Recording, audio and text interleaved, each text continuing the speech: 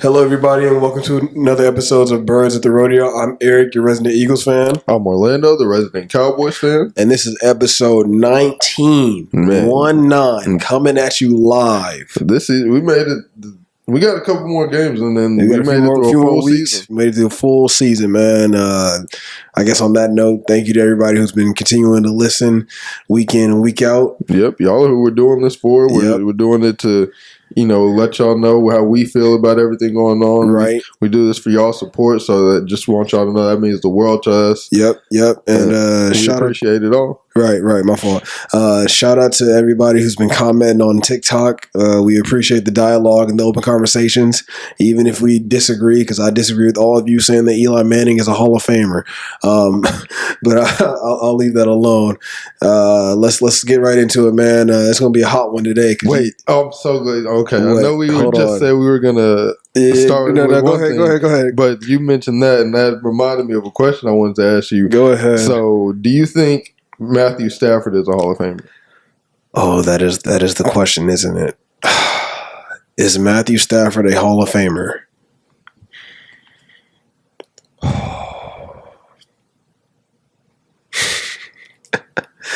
Is Matthew Stafford a Hall of Famer?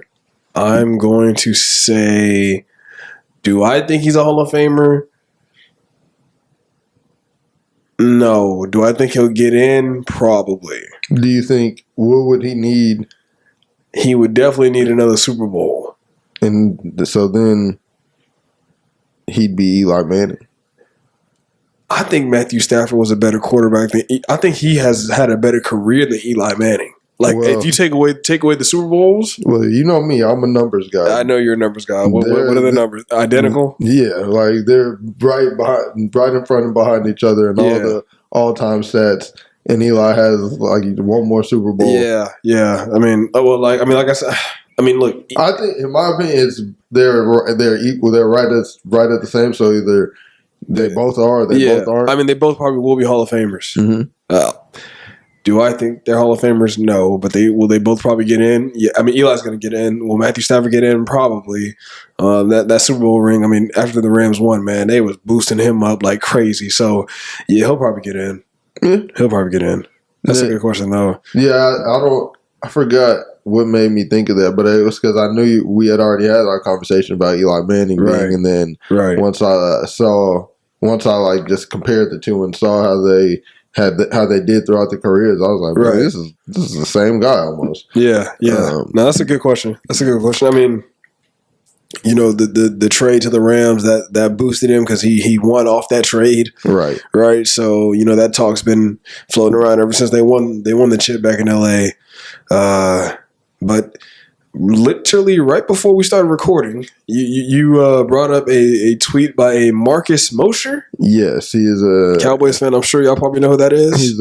I don't know. He's just he has 83,000 followers on Twitter. And he's verified. He's decently well known. I've seen him with some verified tweets when it comes to Cowboys football and stuff. Right, and you have a feeling about a tweet he sent out today. Yes. Was it today? Yeah, this was 7:25 a.m. Oh, this was this morning. I quoted it at 7:40 a.m. What did you say? Well, read the tweet first. So it's a two-part tweet. So the first part of the tweet is the number one need for the Cowboys this offseason is to find a running mate for CeeDee Lamb. Agree 1,000%. Okay, couldn't agree more. Right. Second part of the tweet. Dak Prescott isn't Lamar Jackson or Josh Allen. He needs top-end weapons to make a Super Bowl run. Now, with that, my question to that is, what Super Bowl run do either of them have that proves they can do this and Dak cannot? As I responded off air, and I'll repeat on air, we've seen them make deeper playoff runs. Now, have either one of them made a Super Bowl yet? No. But we've seen them knock on the door. They've each made it one round farther. So they've had further playoff runs by one round. Yes. Lost said game in each round. Yes. And neither of them had to do much to get to said round. Josh Allen specifically, I don't know how he beat Lamar's team without Lamar Jackson. Yes. In his one AFC champion. So you're telling me because he has one AFC championship where he played Tyler Huntley, one AFC championship appearance where he played Tyler Huntley to get there. Yeah. That's what tells you in his entire career where he's never done anything else that he can make a Super Bowl run without top-end weapons. That's not the only thing that's told me that. As I've said before, and again, you're gonna poo-poo on me for saying this, but like when I watch Lamar Jackson, when I watch Josh Allen, they are a tier or two above Dak Prescott in my eyes.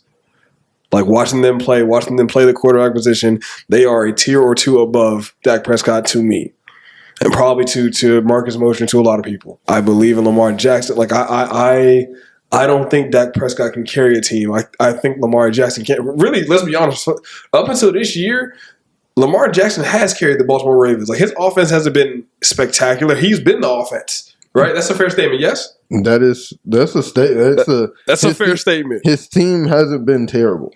No. But I'm saying like Lamar. We both agreed on this before. Lamar's best like group of weapons he's had has been this season. Yes. Yes. Okay. So that's what I'm saying. Up to this point, before this season, we've seen Lamar Jackson carry team after team after team deep into the playoffs. Yeah, he's gotten bounced. I'm not arguing that. Not seen him carry we have deep into the playoffs. We've seen him make it to the AFC Championship game. That's deep in the playoffs. That was last year. So have we seen him do it? That was what did they do? They lost. I didn't say they didn't lose, but did we see him do it? They saw him before last year. We had not seen him do it, and last year after getting they won one playoff game. Who do you? Okay, see, because this is going to go back to the same question I asked you a while ago. Dak Prescott, Lamar Jackson, Josh Allen. Rank those quarterbacks in 1 to 3. Equal. They'll do the same thing. See, that's crazy. Okay, here we go again. I can't going do back that, to bro. the tweet. Not a single. They all three have the same amount of Super Bowl runs. He needs top end weapons to make a Super Bowl run. That's like that statement applies to everyone not named Patrick Mahomes. Look at even the players who have actually made Super Bowl runs. Joe Burrow, did he not have top end weapons? Jalen Hurts, when he went to the Super Bowl, did he not have top end weapons? Yes. Multiple. But Joe Burrow didn't have an O-line to save his life. That's not what the tweets about. No, that's not. But hey, hold on. I'm gonna say I've said it before, and I'll say this again. One of the biggest weapons a quarterback can have is a solid O-line. I don't care. Yes, Joe Burrow had T. Higgins and Jamar Chase. I'm not arguing that. But he was still running for his life. Let's not act like Joe Burrow was just sitting back there. The man got sacked 9 times in the AFC Championship game, dog. I'm sorry. You're not going to let me live that down. I'm sorry. And Jalen Hurts, just like Sam Darnold in this game, how many times? I don't know how many times he got sacked 9 times. And those were not all because his offensive line. No, they were not. But I said that. Then I said that was not Joe Burrow's fake sacks because he sits in the pocket and You are not going to sit here and tell me that the Bengals, it has not been their fault. They have not been doing him criminally wrong with the O-line they try to put out there on a season-by-season basis. I don't think they've been. They're not that good of an O-line.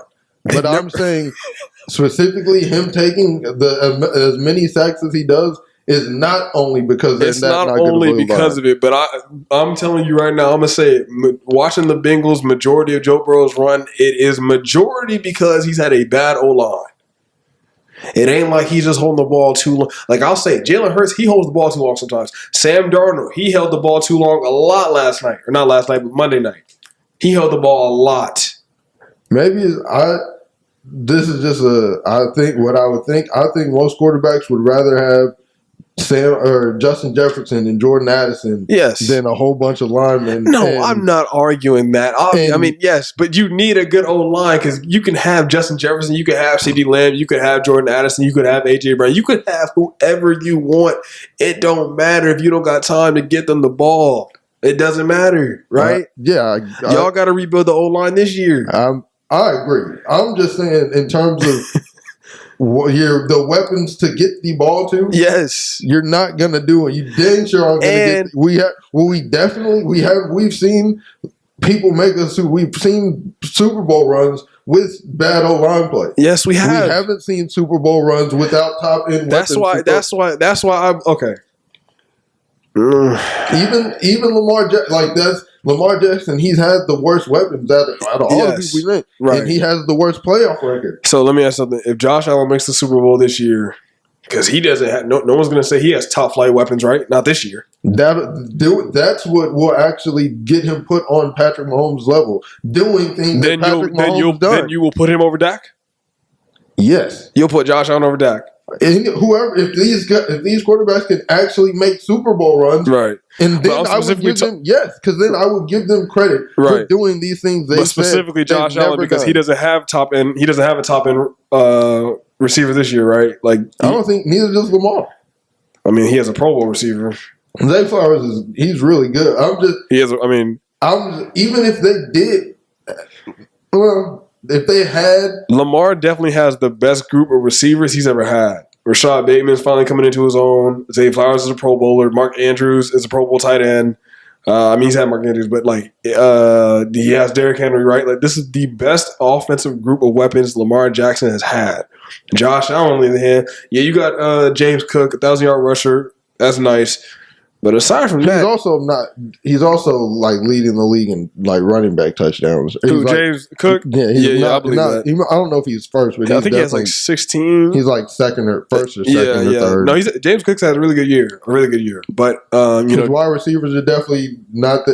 Dude, his leading receiver is Khalil Shakir. Like who? I think it would all come down to the context. If he beats a healthy Lamar, a healthy Ravens team find out. If he makes the AFC, or who do they play this week? They play Baltimore. He beats them in the AFC Championship. I think Baltimore will win in Buffalo because it's in Buffalo. Yeah, I think Baltimore will win. I think Baltimore should win, but I think it's going to be a toss-up. I'm not going to lie to you. It's going to be a really good game. Like I can't wait. It's going to be a really good game.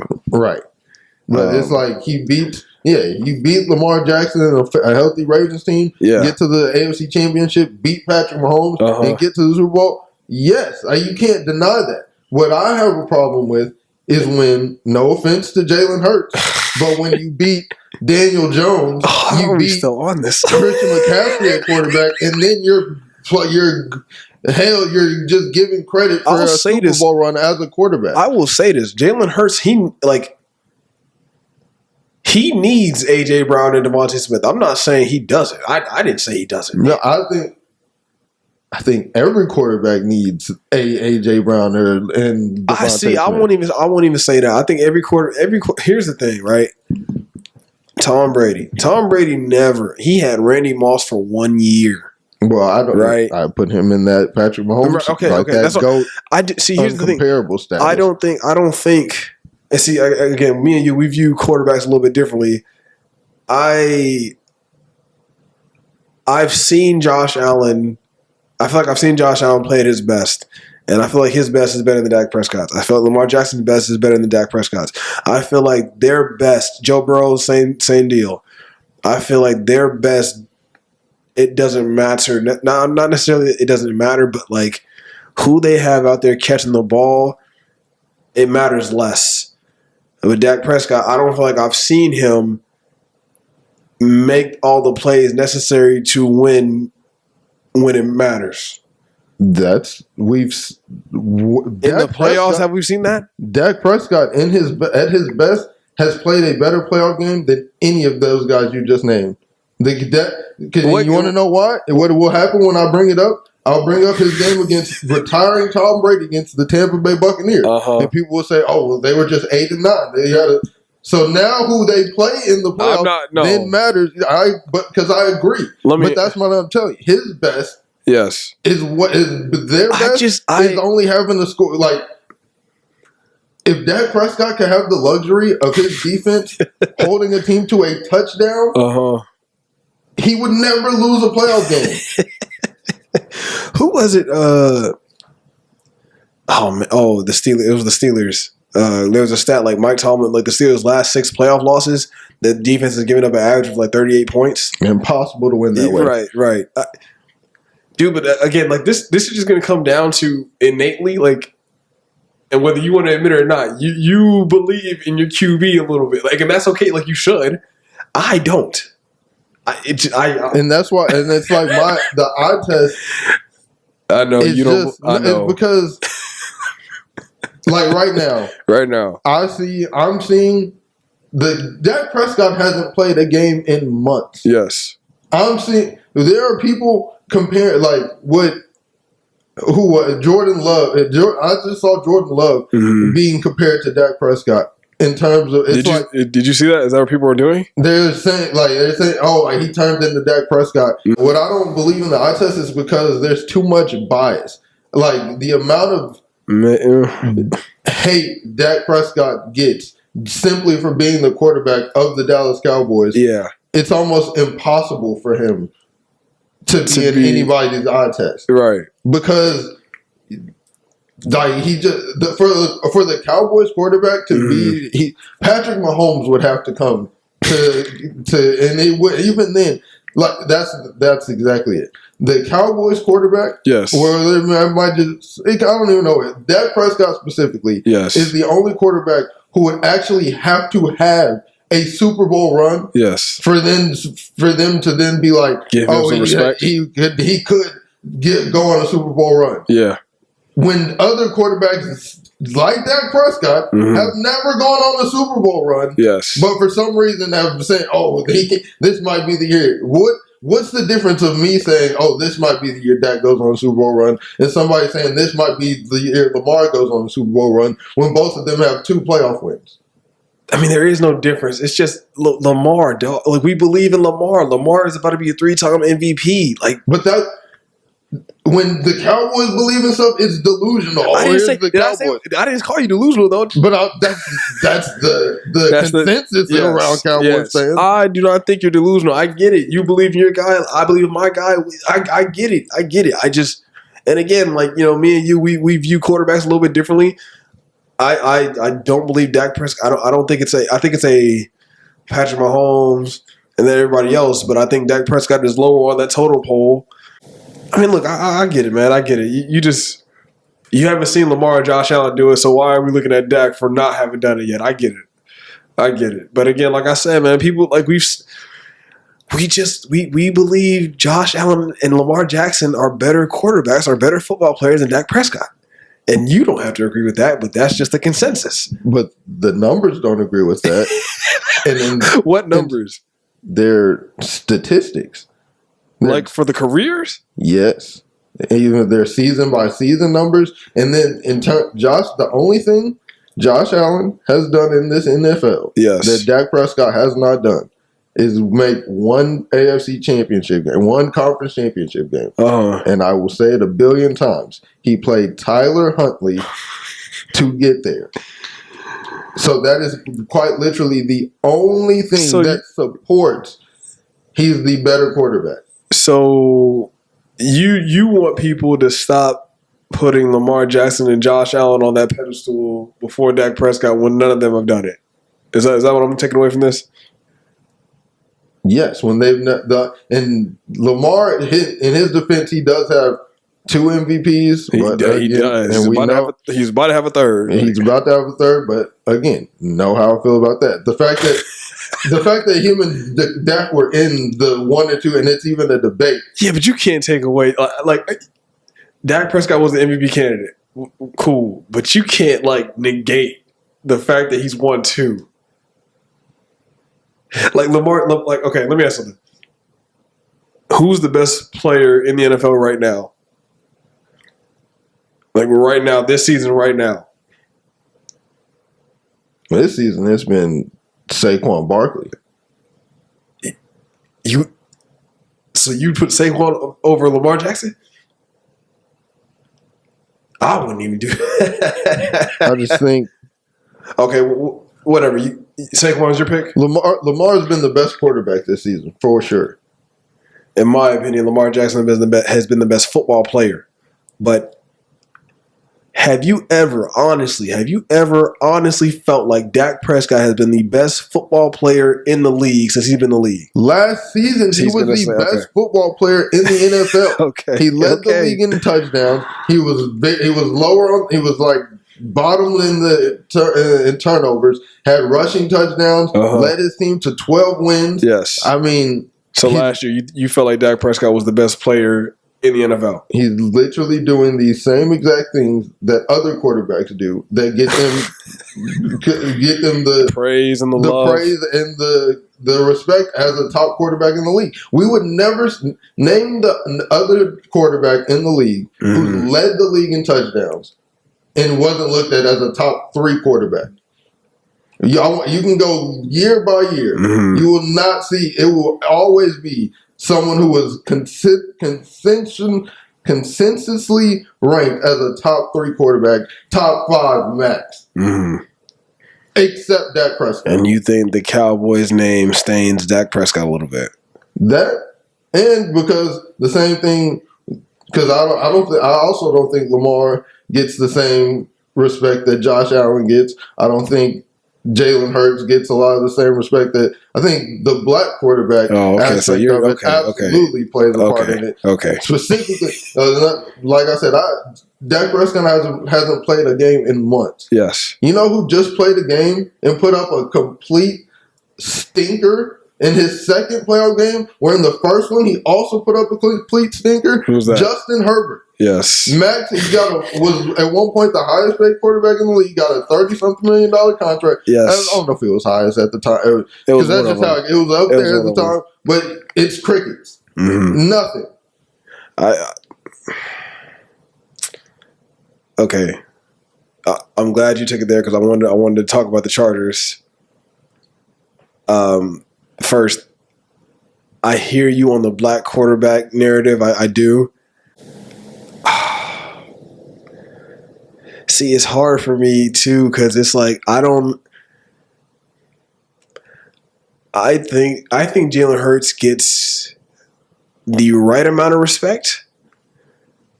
I mean, if you're asking me right now, who do I think is the better quarterback? I tell you, I think it's Josh Allen. I love Jalen Hurts though. I love what he brings to the table. I love, like I've said it before, when Jalen Hurts plays his game, when he's at his best, we can play with anybody. I've said that multiple times. It's funny. You don't think Lamar gets the same respect? I mean, he's about to be a 3-time MVP. You don't think Lamar is on that level of respect? I think that's just with him and Josh Allen. Especially they're definitely trying to push the Josh Allen narrative for MVP this year, but I think that's something that's been happening his whole career. I think if Lamar were to lead the league in interceptions year after year after year, it would be talked about until the end of time. I feel like it wouldn't. I don't think of the amount. He would be looked at like Jameis Winston, instead of Josh Allen, who the same way Josh Allen puts up a lot of touchdowns. Yeah. I mean, I guess 30 touchdowns isn't that many when you have 30 interceptions, but 30-something touchdowns and 18 to 20 Josh interceptions. Allen, he's only led the league. He's only led the league in interceptions. What, once? No, that's impossible. Are you sure? I don't. This is the first year he's not top 2, top 1 in interceptions. I don't know. I think Josh Allen is a top 3, top 4 quarterback. I think Lamar Jackson is right now. I think he's the best quarterback in football. I also think he's the best player in football. I think he's getting the amount of respect that comes with that. I think for Lamar, like his MVPs, I think the first one, like he had to be perfect to win that first one. He was unanimous. Like there was no way you could vote for anybody else. Yeah. This year's that was 2018. I think so. This year they're doing whatever they can to make it push Josh Allen. I literally saw like a tweet about him. Oh, what was it? He threw it. I've heard the term arm punt before, but it was by like an actual like national media source. Lamar Jackson, he threw an interception? No, Josh Allen threw an interception, and they were like literally giving him credit for an arm punt when it was just a regular throw on like third or second down, like in the middle of the game. Well, if it was on third down, then I don't know. I guess I need more context before I go back. But I need more context on that. I've seen plenty of examples throughout the season. I mean, look, of Josh Allen getting a lot of credit, and then last year's MVP. Yeah. The only other they had to give it to a black quarterback, and if they weren't going to give it to like I said, that's where Dak gets the black quarterback and the Cowboys flag. Yeah. So I think I think in terms of the respect Lamar gets, I think he gets it only when he has to get it. If the counterpart, when they have no choice but to give it to him. Yes, if the counterpart is a Josh Allen, is a Joe Burrow at the time, they're not gonna give him said credit. Yeah. In the same way, I think Dak has he's had like the worst weapons. I agree, especially if you want to compare Josh Allen, Joe Burrow, and Lamar Jackson, he's by far had the worst weapons. Who are you talking about? Lamar Jackson. Yeah. No, 1,000%. Which is why I think that plays on the part why he has the worst playoff record of the three. You could argue that, which is also he hasn't played well in the playoffs historically speaking. That's I agree with that. Right. Which is also something that doesn't apply to Dak Prescott. He doesn't perform. He doesn't underperform. Did he play good against the Packers? That was a mad game. In his 7 playoff games, game. That's what he said. That was a man game. He's had a great game. He's had good games. Hold on. What was Dak's numbers in that game? Yeah, because I don't know, man. I don't think Dak Prescott had a good game. Didn't he throw like a pick six to start? He threw 1 pick six, but the Packers scored 48 points. So I guess I know your defense didn't show up. I guess they scored 41. But right now, that ain't got nothing to do with how Dak did, though. Let's see. In the game, 403 yards, 3 touchdowns, and 2 interceptions. What was his completion percentage? 41 for 60. I don't know. I remember watching that game. It was it does not look good. I don't know. Again, we spoke about that too. Dak Prescott, he gets the double entendre, right? Being a black quarterback and being a black quarterback for the Dallas Cowboys, you're going to get all the scrutiny and then some. I agree with you on that. I acknowledge that. We know that's out there. I will also admit, like, the black quarterback, like, they do have to work twice as hard, right? They have to play damn near perfect to get any recognition.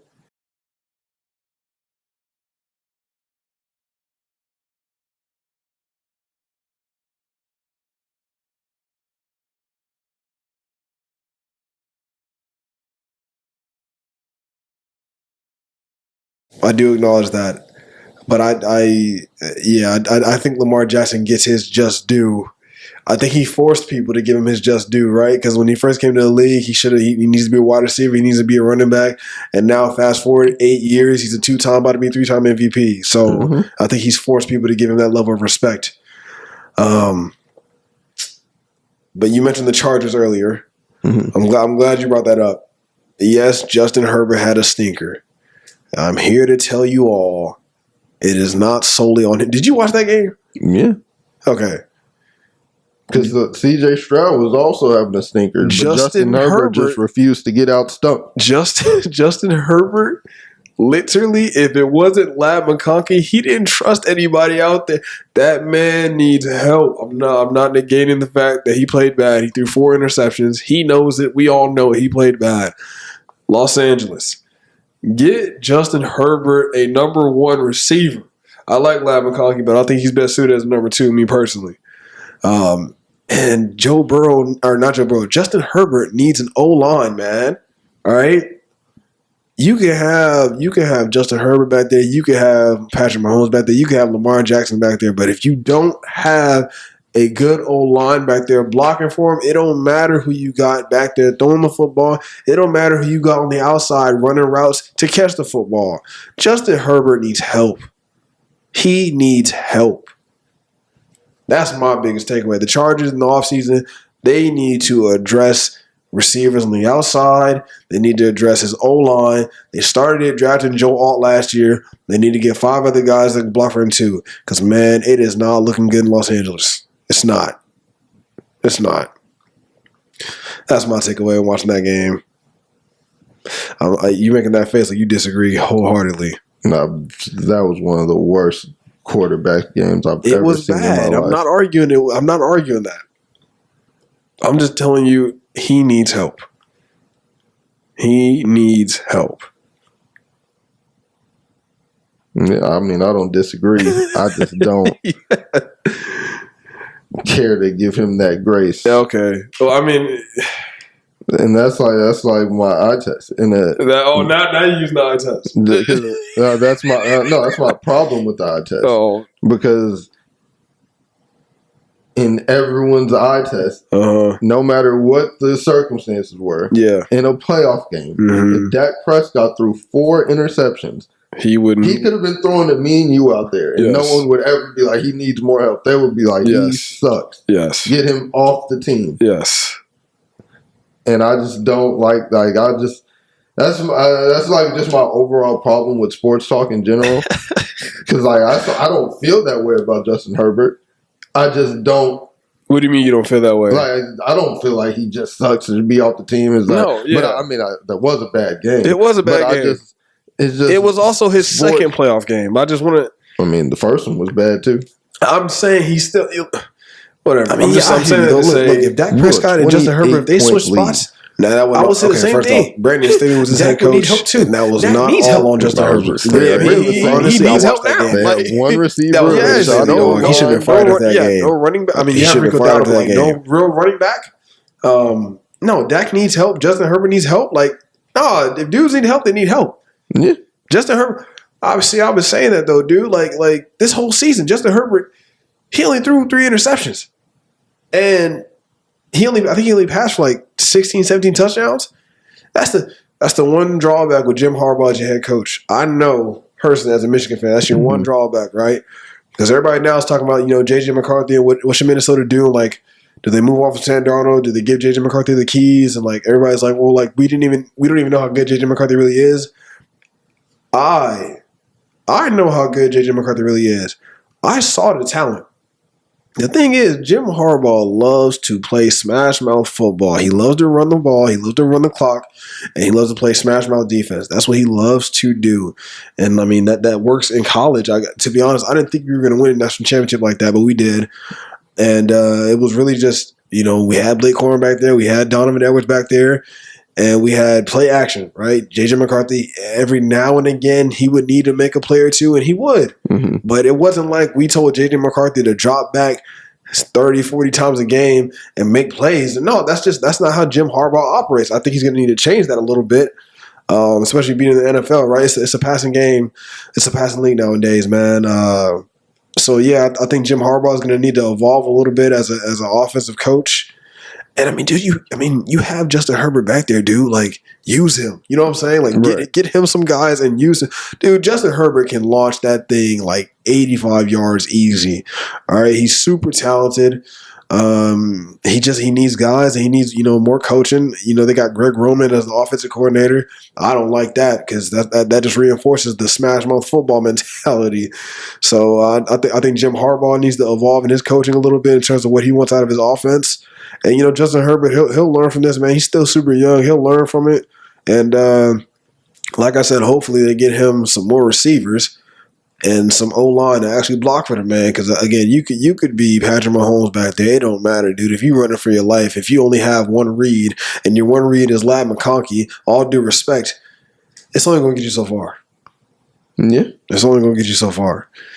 I wanted to run down the list of teams that lost in the playoffs. I wanted to touch on every team a little bit. Yeah, so, every team I was rooting for, basically. Except the Rams. That was the only team I was rooting for that actually won. Okay. So you were rooting for Denver? Oh, and the Chiefs. I was going for the Chiefs. Were you going for Denver? Yeah. Okay. Yeah. I mean they ran up against a buzzsaw in Buffalo. I wasn't surprised at that outcome. But Denver is super young. Like to be honest, I think they surprised a lot of people this year, myself included. I didn't think they were going to make a run like they did. I wasn't even sure they were going to make the playoffs because I wasn't sure about Bo Nix. But it seems like Denver's found their franchise guy, and their defense is young and really good. Mm-hmm. Like, really good. Nick Bonito off the edge, dude, he's really good. Like, really, really. I think he's third in the league in sacks this year. No, they definitely got a lot to build on. Yeah, no, Denver, they're coming. They're coming. So kudos to Denver for that. Shout out to Sean Payton. Still don't like how he did Russ, but whatever, it is what it is. We talked about Minnesota earlier. Mm-hmm. I don't know how is it that how is it that they've been pretenders twice? Like, how does that happen? I think this year. You don't think they were pretenders this year? No, I do think they were pretenders, but at the end of the day, it just came down to Sam Darnold just not being that level of a quarterback. And, I mean, like we said, we touched on earlier, their O-line, he was running for his life a lot of the time, but there were a lot of times he was holding the ball too long. Yeah, very just holding on to the ball. But I think their offense was obviously you look at Jordan Addison's numbers and say he played amazing this year, but I just at the end of the day, their entire team lived and died by Justin Jefferson. Right. I think there was only a few games, a game or two this season where when Justin Jefferson he was out because he was out for like 2 or 3 games. I think he was. I know there was. I remember specifically a game where he did play, but he was being doubled all night. The team held him in check. And Jordan, that was like the one game Jordan Addison had like 3 or so touchdowns. Right. And that was the one game where Justin Jefferson wasn't producing and Jordan Addison stepped up. Right. And I just didn't think that was something that he would be able to do consistently. Yeah. I think he's a great number 2. He'd be by far the number 2 receiver in Dallas. Yeah. But he just needs that number 1 guy to actually get going. To kind of step up into that role, right? And when they couldn't get the ball to Justin Jefferson, it just was like I think. No, you're right. It's funny though. I think hearing you say that, like I think I agree with you on that. Like it just might be Sam Darnold handicapping that offense because it's not like they don't have a Jordan Addison. It's not like they don't have a T.J. Hawkinson at tight end. It's not like they don't have a 1,000-yard rusher in Aaron Jones. Right? It's not like they don't have an offense. So, these last 2 games in Minnesota, man, getting beat up by Detroit like that and then getting beat up by the Rams like that, Sam Darnold did not look good in any game. He looked scared. He looked shook. Absolutely. He looked like he didn't trust what he was reading out there. So I think it might be Sam Darnold, man. And then if you're Minnesota, again, we just spoke about it. The age-old question, do we bring Sam back? No, absolutely not. I think you wouldn't? Not after the keys were in his hand. Right. And he just he lost them with those last 2 games. Right. I think. So you're rolling the dice with JJ? Yeah, for sure. I mean, you draft him with that. You take him in the first round. Yeah, you take him in the first round. He was poised to be your next guy up, and then unfortunately got injured. But I think it'd be different if you hadn't drafted JJ. I think, Sam Darnold was kind of who they brought. This was like a prove it year for him. I think that might. Well, it was a prove it year for him, regardless. Well, I think in the terms of it was a prove it year, in terms like it wasn't a planned prove it year. He kind of got thrown into the position. Yeah, but remember, Kevin O'Connell even said. It's funny. People keep forgetting. Kevin O'Connell said JJ McCarthy wasn't going to start. I think the plan wasn't for them to have Sam Darnold be the bridge quarterback regardless. Oh, well then. I don't think no one anticipated Sam Darnold to have the year he had, right? No one thought they were going to be middle of the pack. Everybody thought the Vikings were going to finish last in the NFC North, right? Like it was a forgotten year. Everybody thought it was going to be over. I think he would have needed to end that. He had had a great regular season, right? Even with that Rams loss, I think you got to finish better in the playoffs. Yeah, I think he could have secured that spot with the playoff win. Do you think I think he still gets paid somewhere? I think he'll be. I think he'll get definitely a decent amount of money somewhere. I think he earned that. But in turn, when the Vikings drafted their guy, they're in their eyes, they're a quarterback away from taking that next step. Right. I think they rolled the dice with the guy they brought in. And if you got JJ McCarthy, dude, and you're gonna have a good 3-4 years on him before you got to make a decision financially on him. So you got to see what you got, man. You got to see ultimately what him and Justin Jefferson can do for sure, right? Because Justin Jefferson he's the key that makes the whole engine go. Definitely. And so hopefully number 9, JJ McCarthy, they can figure it out with him. I think they got a good one in JJ McCarthy. I've said it before. I loved him as our quarterback. I literally said when he committed to Michigan, I literally said like this dude is going to lead us to a national championship, and he did it. He did it being handicapped. Honestly, I think Kevin O'Connell can help him unlock his full potential. Me personally. I plan on seeing him firsthand next season. The Vikings will be coming to Dallas. Yeah, it's something me and one of my best friends have wanted for a while. Christian. Yeah, he's a huge Vikings fan. For some reason, the last 3 times we whooped on them were all in Minnesota, so we didn't get to see it in person. That's funny. Now they're finally coming to Dallas. Right. So hoping to plan to get to go see that. See him firsthand, and it also tests my theory because. I'm calling a win now.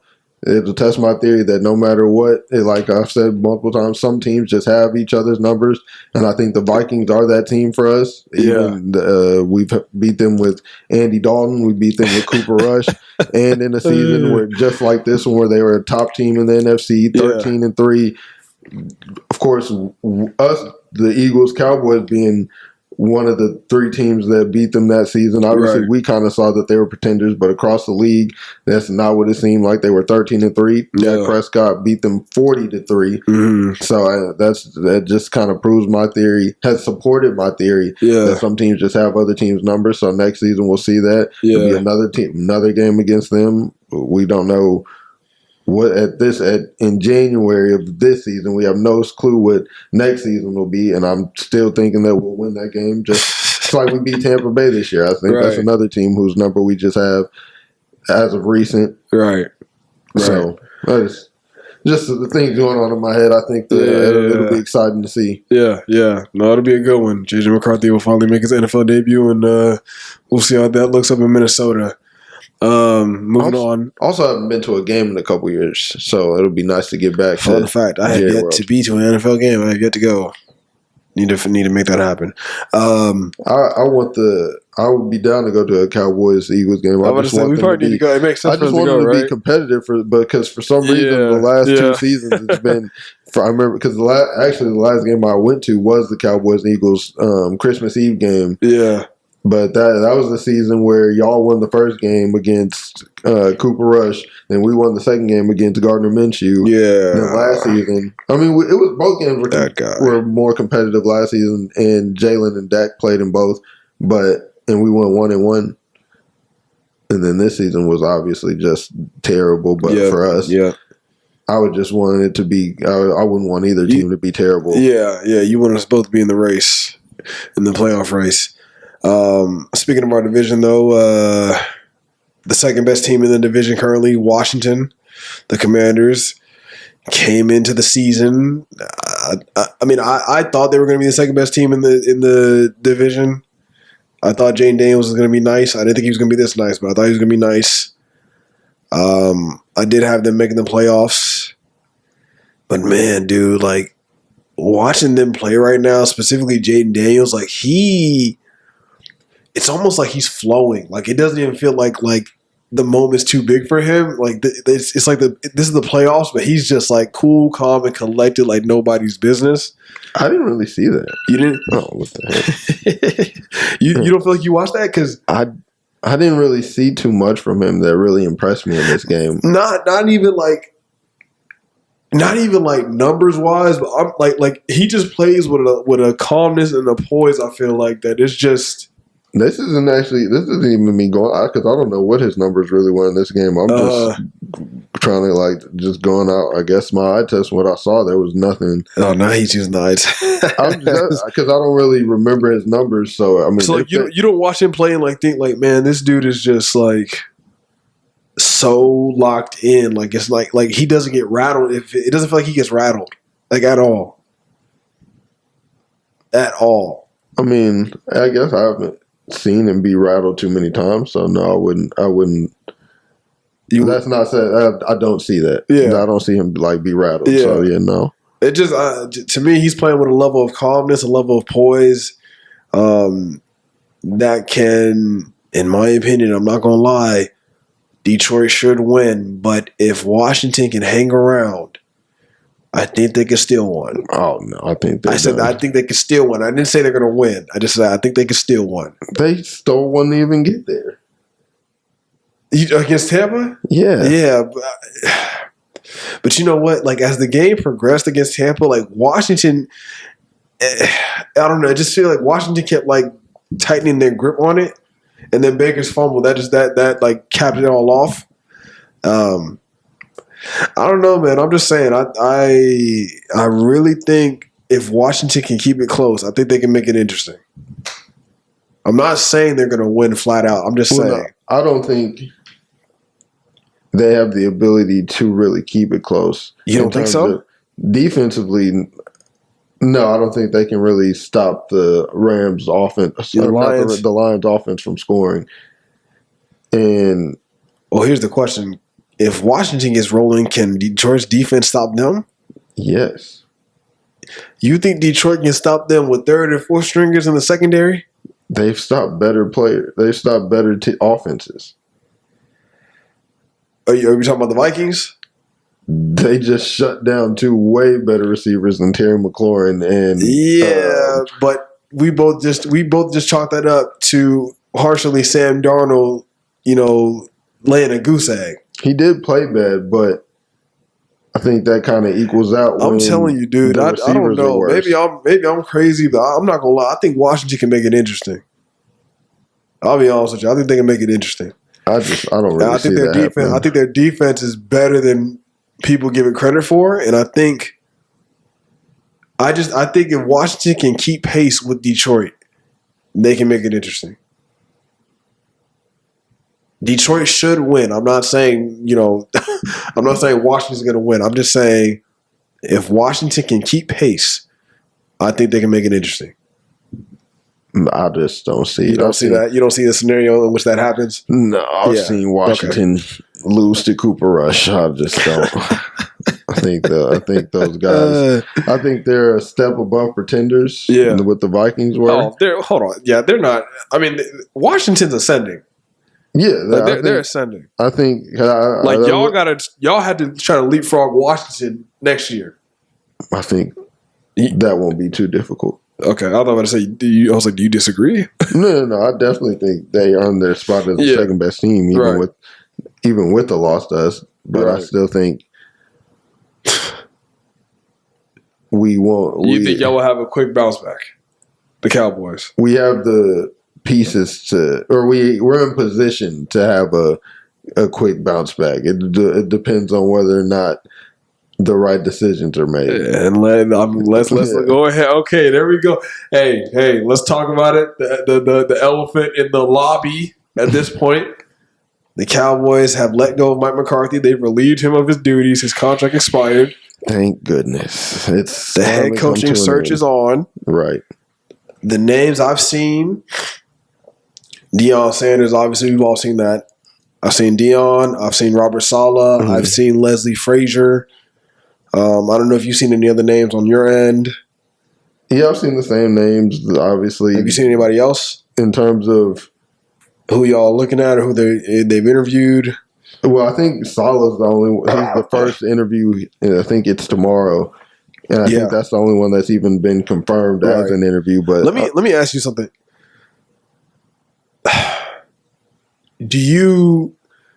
Are you mad at Jerry for? Do you feel like Jerry mishandled this situation too?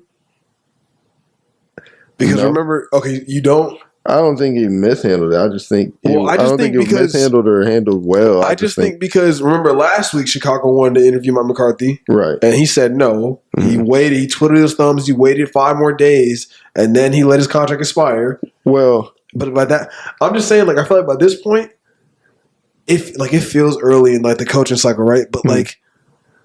Dude, Mike Vrabel's already the coach of the Patriots. I think that's the only coach. That's the only coach that I feel like we missed out on, quote unquote. Mike Vrabel. Yeah. Well, And I just feel like in terms of him, what he did in terms of how he handled Mike. Yeah.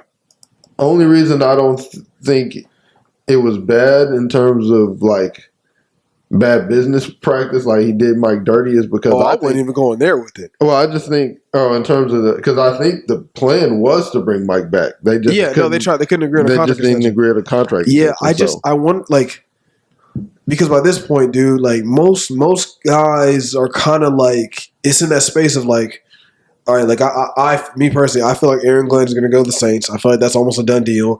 Ben Johnson, I think it's between him. It's between it's between the Raiders and the Bears. The Jags. Have they already interviewed for those teams? Mm-hmm. That's what I'm saying. Like all these interviews have already happened. So I wasn't aware of like that. if you're Jerry, like you're already like we talked about this before, you're way behind the eight ball now. Well, yeah, right. For sure. So that's what I mean. Like I wasn't aware that. Yeah, dude, they've already interviewed. They've interviewed. They were already Okay. All these coaches have already interviewed. So like they're already kind of these teams are kind of like already like. By this point, they're already like, all right, you know what? Yeah, I think we're going to hire Aaron Glenn. Or I think we're going to hire Ben Johnson or, whoever. Robert Saleh, there's even talk of him. He could go to the Jacksonville job. Mm-hmm. That's picking up steam, apparently. So, yeah, I just – and I did see, Jerry and Mike, they just couldn't agree on a contract extension. Mm-hmm. But, I mean, dude, if the likelihood is you're not going to get in an agreement with this man, like if you want to go a different direction, you probably should have started earlier. So I think it was. I don't think he did. I think Jerry wanted to bring him back. Yeah, Mike. I don't know what he asked for or what the negotiation. Right. I just think he started late, dude. Because right now, is Deion y'all's best candidate? Like, I will say actually. What were you gonna? Do you think that's a real possibility? I'll say that was the absolute biggest surprise to me. Did that really? That his name came up so quickly. That didn't surprise me at all. Only because we spoke about that before. Well, because I thought it surprised me. It didn't surprise me in terms of a story because Deion back to the Cowboys is going to bring an insane amount of an absorbent amount of clicks. Yep. But in terms of when I saw that it was actual like. They spoke. They were actually talking about it. That's what surprised me. You saw Deion's quote? I did. Then he said it was like good. And he said, I talked to Jerry. He said, I respect Jerry. I'm intrigued. He said all that and said, like, but like, I love what I have in Boulder and all this and that. But like, he didn't say no. The door, he didn't say no. So, would you want Prime as your head coach? Yeah, I would want him more than Robert Saleh. More than really. Who's your number one guy right now? Who do you want? If you could pick anybody, Ben Johnson. Okay, but I don't think that's going to happen. But the people that we named that are actually in talk, the guys that y'all actually talk to, for sure, I would want Deion. Really? Mm-hmm. How come? I think he's one of the only people that would be able to handle like the circus that comes with because I think it would. Yeah. Not only the Cowboys. As like conglomerate is a circus in itself. Yeah, I think Deion coming and being the coach would elevate that circus to the Ringling Brothers, the top of the line circus. Is that what we want? Do we want to elevate the circus? I think he'd be the only person who'd be able to handle it. So I wouldn't. I don't think it. When you say handle it, do you mean? I mean, take it by the reins and be in control of the circus. Now, it's interesting that you use the word control because that leads me to my next question. Do you think Deion Sanders and Jerry Jones can coexist like that? I think if he hires him, he doesn't have a choice at that point. Jerry, we saw this before with Jimmy Johnson. I mean, he won a couple before he got out of there. So if he goes that same route, please. I don't know. I think if that decision is made, Deion is the only person one of the only people who'll do what Deion wants, regardless of what Jerry's doing, regardless of what Jerry says. And I think Jerry knows that. And so I think that decision is made with that being like an understanding that Deion is going to come and do things his way, and Jerry's going to still be Jerry, but it's just not going to be as effective, I think, with the Deion-led team.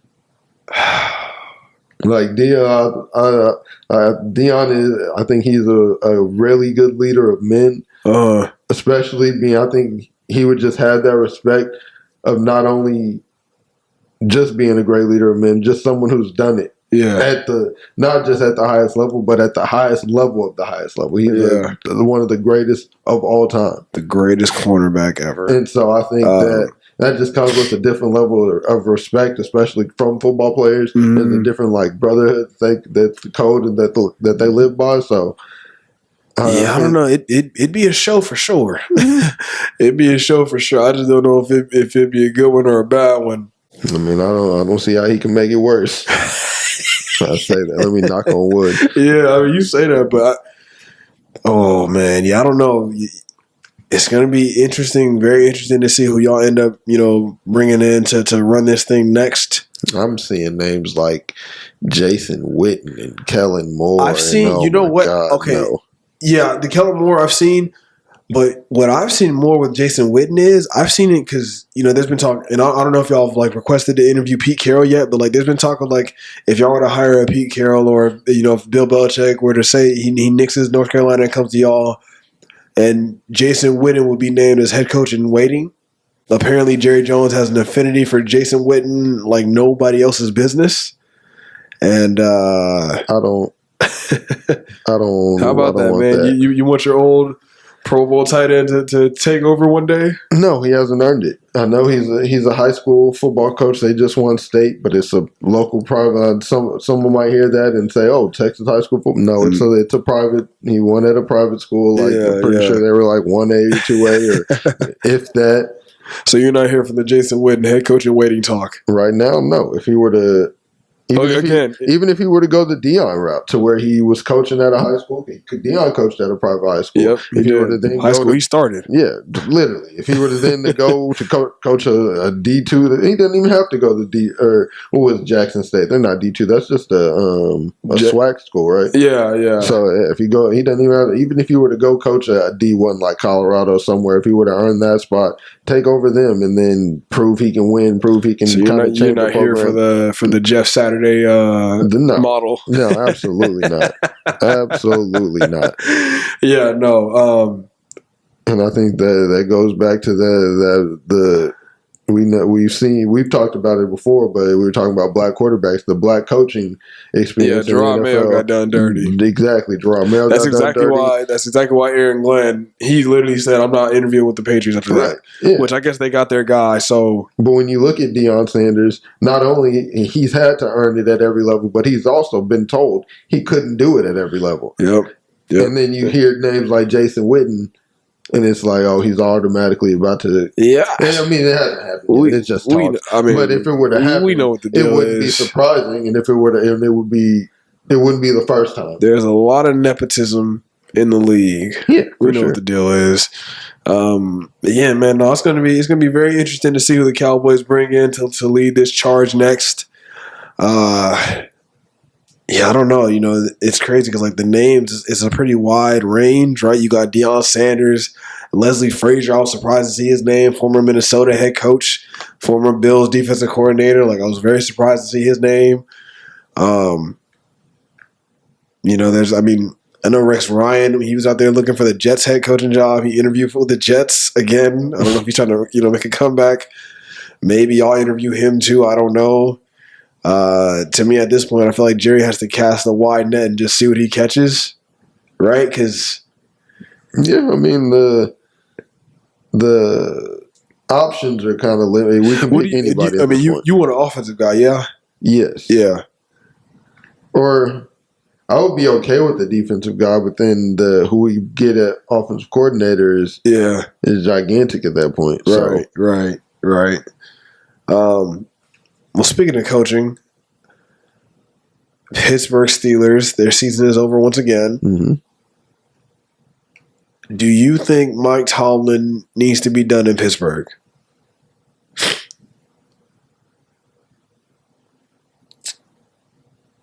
It would be hard to see him coaching somewhere else, but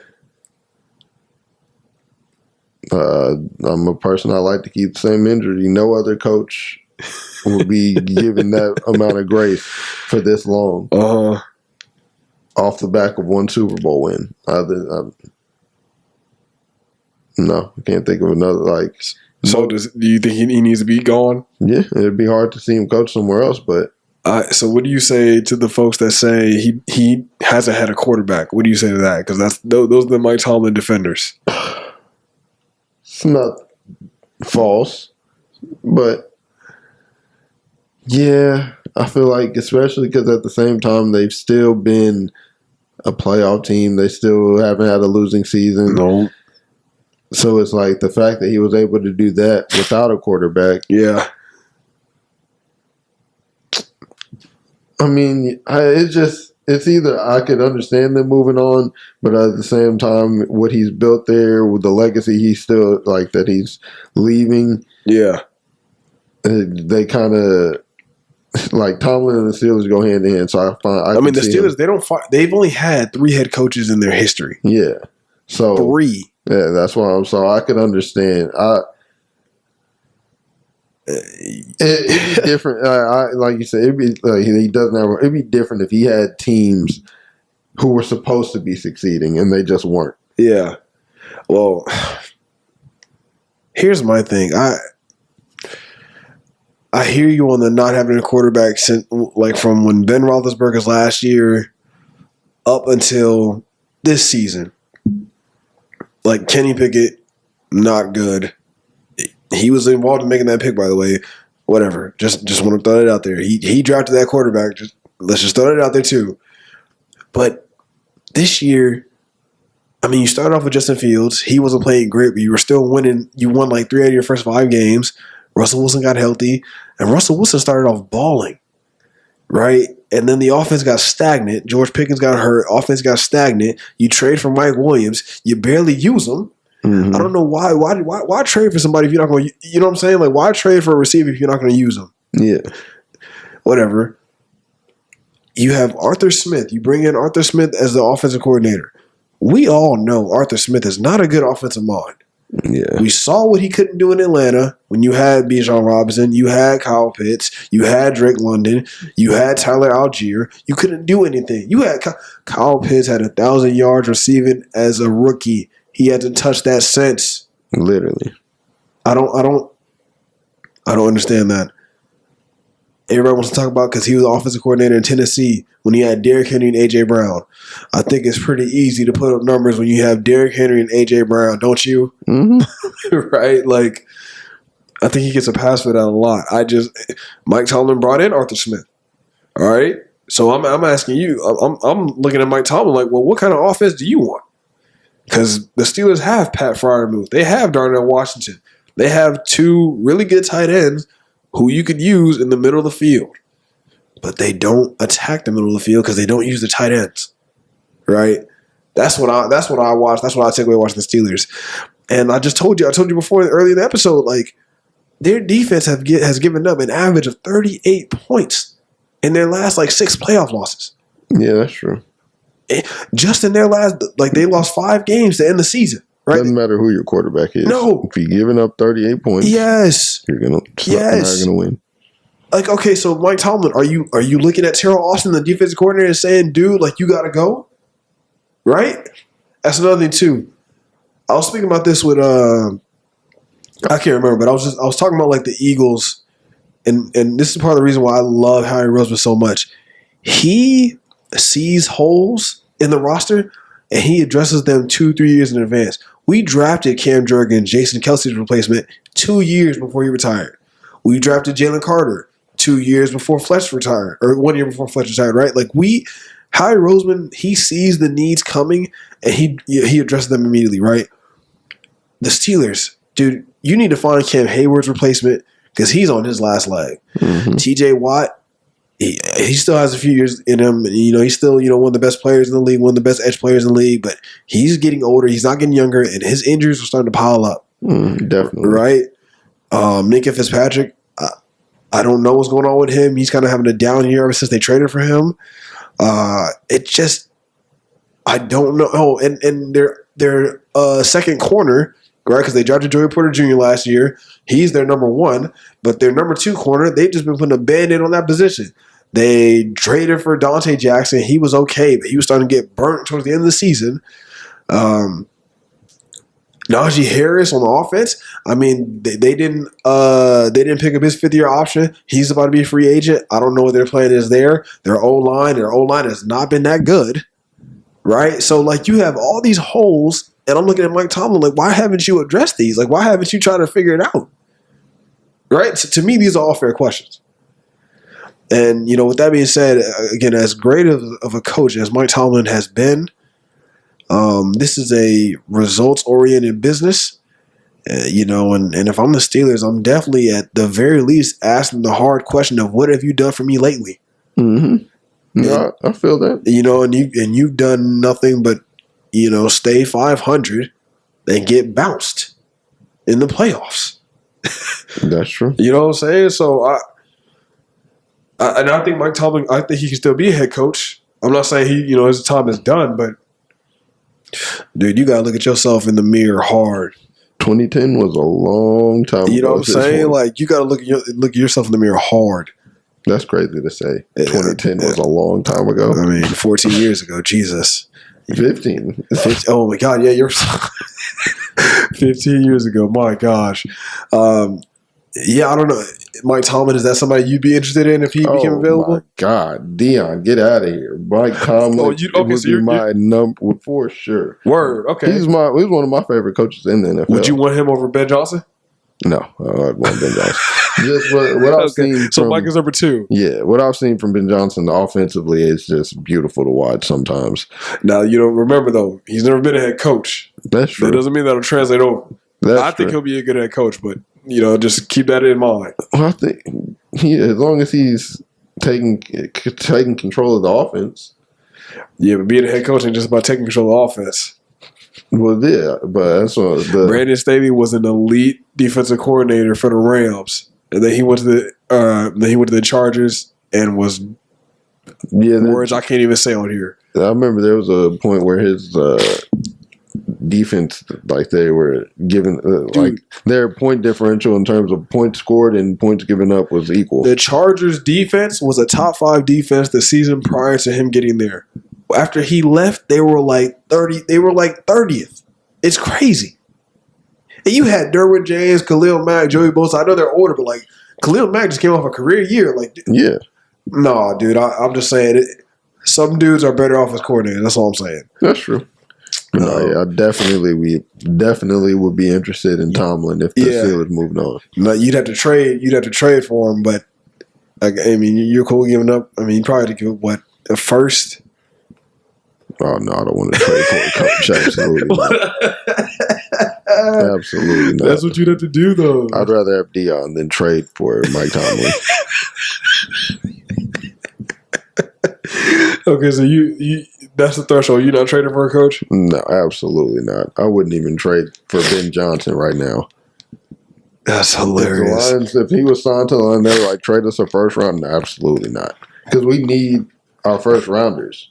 We need all our picks more than we need a specific coach. Yeah. Because like I said, that coach, even if Ben Johnson came in, if we don't give him, we know he's a good coach, but we know give him something to work with. We know he's a good quarterback with Amon Ross, with Jahmyr Gibbs, David Montgomery, Jameson Williams. Like he has a lot to work with to be a good coach. Right. Yeah, no, I think Mike Tomlin.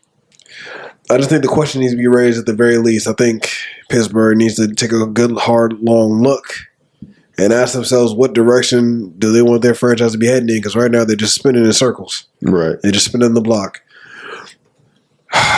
Okay. Obviously, I'm happy this episode. I'm in a good mood. Mm-hmm. We are still alive in the playoffs. Green Bay, we suffocated Jordan Love, essentially. Defense played lights out. Shout out to Darius Slay. Shout out to Quinyon. Quinyon got his first interception. Quintanamo Bay. Quinyanamo Bay. I think that's what he franchised or he trademarked. The defense looked really good. Really, really good. Unfortunately, Nakobe Dean, popped his patella tendon in his knee.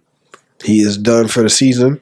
He's the green dot guy. He's the one that makes all the calls, so that's a big loss. Zach Bond's going to take over that responsibility, but I'm fine with that. I mean, he just made first team All Pro, so I'm not nervous about that. But that other linebacker hole, man, we got Oren Burks in there. We got really Zach Bond was the first team. Yes, sir. I remember our first few episodes, you calling him out specifically, like searching for him to make some plays. No, it couldn't have been Zach Bond. It was probably Bryce Huff.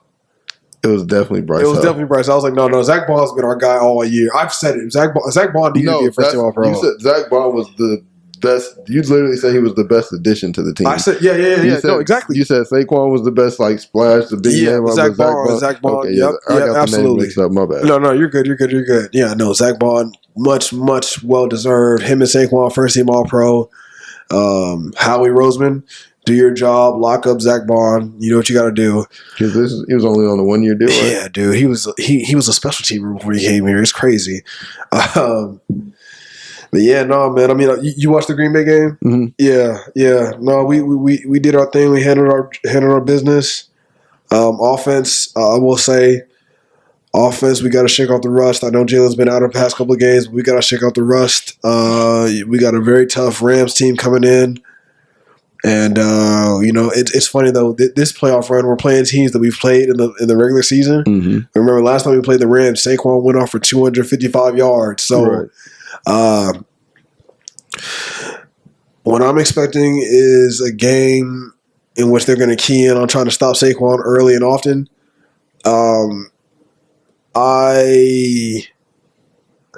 I think we'll be able to run the ball on them again because I'm not gonna lie, their D line is crazy. Like, and they're young too. Mm-hmm. But how do you stop a good D line, a good pass rush? You run the football, right? Definitely. So obviously, I think that's gonna be a huge part of our game plan.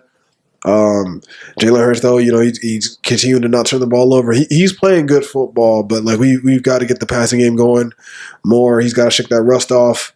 He held the ball too long a few times in the Green Bay game. Kellen Moore, you got to continue to call a good game, man. Give a good balance. Give Saquon the ball. Give him touches early and often. But I'm not gonna lie, I'm anticipating a dogfight against the Rams, man. I was talking to my coworker about it earlier, and he was like, "You don't think like it's gonna be a high scoring game?" And I was like, "Honestly, no. Right. I really don't. I think it's gonna be a tight game." The Rams, they play tough, man. They play tough, and I said it before. Like, as long as Matthew Stafford, Puka, and Cooper are healthy, they're in it with anybody, dude. They just find ways to make enough plays. Right. So yeah, I mean, we got the Rams coming up. If I had to guess, I think the final score would probably be 24-17. Obviously in our favor. Really, it's just we gotta get Saquon established early. We gotta get the passing game established early. To me, those are the two keys. Defense. I mean, we have the number one defense in the league. We can play with anybody, and we shut them down last time. But again, that was in the regular season. This is the postseason. Everything goes out the window in the postseason, right? Yeah, man, I'm expecting a good one. And, fly Eagles fly, man. Hopefully we go 1-0 this week. That's all I'm focused on. And we will see come Sunday. Yeah, definitely.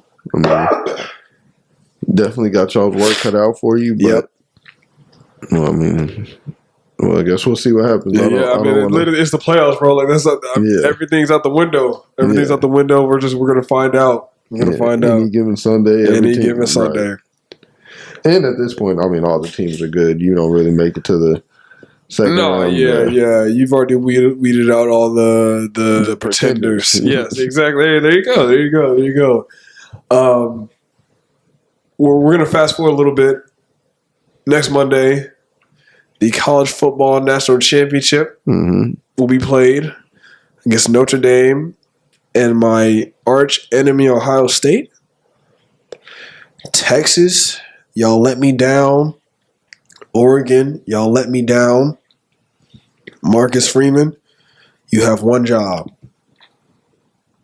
Beat Ohio State. I don't care if you went to school there, dog. You the head coach of Notre Dame now. Beat Ohio State, please, so I can sleep easy, please. I don't think they can do it. Notre Dame, you don't think so? No.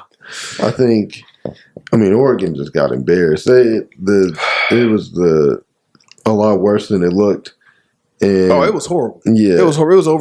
It was over the first quarter. Right. And in the Texas game, a lot more competitive. Dude, towards the end, though, I'm not going to lie, Ohio State just started to pull away. Yeah, they were just the better team. And I think that, simply put, they're the best team in college football right now. I think, obviously, you know better than anybody, they were one Michigan game away from having a perfect season. Yeah, yep. Screw Ohio State. And I think a Michigan-Ohio State game is almost like a division game in football. Like, not in a division game in the NFL like this season. We just beat the Commanders, and we went 1-1 against the Commanders. If I had to describe the Michigan-Ohio State game to like a division in the NFL, I would say it's an AFC North game. It's tough, hard-nosed every single time. I think it's like, obviously there are some outliers, but I think that's just how division games are in general. Yeah. No, I know. I just like, in terms of like, I don't know, have you been watching the Hard Knocks for the AFC North? No. It honestly, to me, it's like the best one they've done in a few years, but I love how they emphasize so much about like the AFC North and how they operate. And that's just the vibe and the energy I get watching Michigan play Ohio State. I've said it before, I'll say it again. I truly believe Michigan-Ohio State is the biggest rivalry in sports. Yeah, we beat them, but like I've said it before, we suck this year. Sharon Moore, he's on my hit list. If he don't figure it out this year, I think he should be fired. I'm going to say this, though, about the national championship game. I think the X factor is going to be Riley Leonard, the Notre Dame starting quarterback. I think if he has a good game, I think if he has a great game, I think Notre Dame has a real shot. Here's the thing: I watched Notre Dame play, right, and I feel like they use him because Riley Leonard, he's a mobile quarterback. Mm-hmm. I feel like they use him like a high school team uses their best athlete. Like, I feel like they just put him back there and they play him as the best athlete on the team rather than a mobile quarterback, if that makes sense. Mm. Like, it's I don't know, man. It's just like watching them play. Like he like 2 games ago, he won in the semis. He threw for only like 88 yards. Like it's yeah, his numbers, they're okay, but they're not like I don't know, man. Like, I'm watching him play, and it just seems like they said, all right, you're the best athlete on the team, go. Right. Rather than like building an offense specifically tailored around what he can do. Mm-hmm. But they've got a really good running back in Jeremiah Love. They don't have a number 1 receiver. That's the thing. They don't have it's receiver by committee for them. They have a pretty good tight end in Mitchell Evans. Their defense, Notre Dame's defense is always elite, like always. For sure. So, yeah, no, I mean, obviously, go Irish, please, for the love of God. Don't let me down, Marcus Freeman. I am begging you, dog. Please get it done. Listen, I know you went to Ohio State. I don't care. You don't go there anymore. You're the head coach of the Notre Dame Fighting Irish. Right. Bring it home, please. I can't. I need Marcus Freeman to bring it home. Yeah, I mean, I don't have a dog in the fight. Obviously, I was rooting for Texas this season. For the record, I wanted UT to win, but I thought Ohio State was going to destroy them. I'm not going to lie, because that's what I said. I don't really have a dog because it's not like there's. You gonna watch the game? Yeah, I'll watch it. I just think it's not like I have hard feelings for them beating Texas because at the end, I think they were the better team. Yeah. Unfortunately, and I'm just not a Texas fan like that. So yeah, I mean, you don't even watch college football like that, so. Right? So it's not the same. So it'll be interesting to hear your perspective come draft season. I don't have the disdain for Ohio State, so I think they are going to win, and I can't say I don't want them to win because one, They did beat Texas, and two, one of my best friends, Lance, is Ohio State fan, and I'm always a fan of my friend's team losing. I got to remember that next time I see Lance, I'm going to not shake his hand. Yeah, oh yeah, I mean, gigantic Ohio State fan. Hey, all you suck eyes out there, y'all can kick rocks. I hope y'all never win anything. All y'all are soft. You're sorry. I hope y'all get the doors blown off Monday night. Notre Dame, Marcus Freeman, let's go. I can't stand Ohio State. Like, did you see after the flag planting thing we had? Mm-hmm. Did you see that congressman in Ohio tried to pass a law to make it illegal to do that? Oh yeah, the plan for that was so soft. Yeah, that was definition. If that's not the definition of soft, I don't know what is. We talked about that episode after it happened. Yep. If you don't want people celebrating on you playing the flag, win the game. Win the game. It's that simple.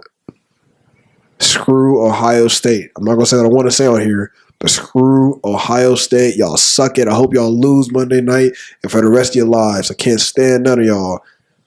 I said it before, dude. I can marry a Cowboys fan. I cannot marry a Buckeye fan. I can't do it. Can't do it. Well, Eagles fans, if y'all are looking at me getting some ideas, I would not marry one of you. So it's funny. Like the way I swear, the way you feel about us is how I feel about Ohio State. Like, it's everything funny. You're saying. I'm like, yeah, that's how I feel. About I can't stand. I'm telling you, bro. Like it's embedded in me. Can't stand Ohio State. On that note, it is a wrap for episode 19. I'm Eric, your resident Eagles fan. I'm Orlando, the resident Cowboys fan. And this is Birds at the Rodeo, man. Please catch us on Instagram, TikTok before they ban us. Yeah, before it's But maybe don't ban us, though, because y'all are low-key giving us likes and views, and we love that. Of course. Yeah, man. Follow us on TikTok, Instagram, Twitter. I'm not going to call it X. Yeah, I never did that. Follow us on YouTube. Yep. Like, comment, subscribe. Yep. Hit the notification bell so you know when we post. You can find us anywhere you can find podcasts. Apple, Spotify. Yep. Doesn't matter, literally anywhere. No excuses. Until next week. Peace. Later.